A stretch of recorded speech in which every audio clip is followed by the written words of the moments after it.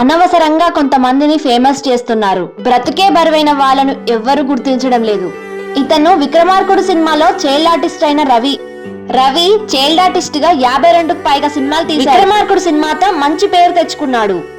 అమ్మ ఎలా చనిపోయారు? అమ్మ నాన్న బామ్మ ఒకటేసారి కాల్చుకొని చనిపోయారు.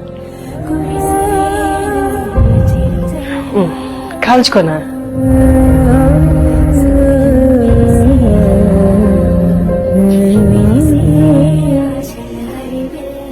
ప్రస్తుతం రవి పరిస్థితి చాలా దారుణంగా ఉంది. మొత్తం కుటుంబాన్ని కోల్పోయి ఒంటరిగా ఉన్నాడు.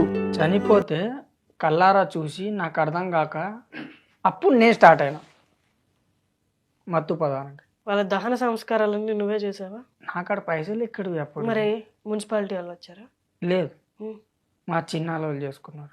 అవకాశాలు లేక తావుడికి బానిసై ఆరోగ్యం పాడు చేసుకుంటూ ఘోర స్థితిలో ఉన్నాడు.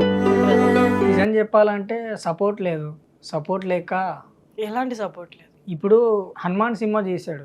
ఎవరు? ప్రశాంత్ వర్మ తీశారు. హీరో ఎవరు? అబ్బాయి చైల్డ్ ఆర్టిస్ట్, నాకు జూనియర్ తేజ సజ్జ. కాకపోతే అతనికి కొద్దిగా వాళ్ళ డాడీ తరపున కొద్దిగా ఫాలోయింగ్ ఉంది. ఏదైనా చేయగలుగుతాడు. అంటే సపోజ్ ఎక్కడ పడ్డా కూడా రాయనికి ఉంటారు.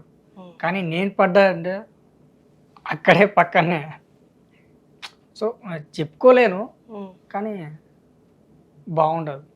మంచి మనసున్న వాళ్ళు ముందుకొచ్చి తనకు ఒక అవకాశం ఇచ్చి మామూలు మనిషిగా చేయాలని దేవుణ్ణి మనస్ఫూర్తిగా ప్రార్థిస్తున్నాను. మన సోషల్ మీడియా వల్ల ఇది ఖచ్చితంగా సాధ్యమవుతుంది. మనందరం తలుచుకుంటే మళ్ళీ రవిని సినిమాలలో చూడగలం. Please support and help Ravi. Video నచ్చితే ఒక లైక్ కొట్టండి. మరిన్ని వీడియోల కోసం ఛానల్ సబ్స్క్రైబ్ చేసుకోండి. Please subscribe my channel.